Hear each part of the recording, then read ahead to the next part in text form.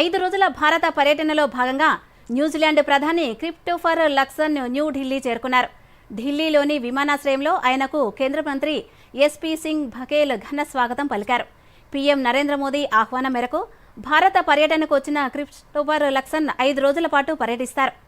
తన పర్యటనలో భాగంగా ఢిల్లీలో జరిగే రైజానా డైలాగ్ 2025 సదస్సులో ముఖ్య అతిథిగా పాల్గొంటారు.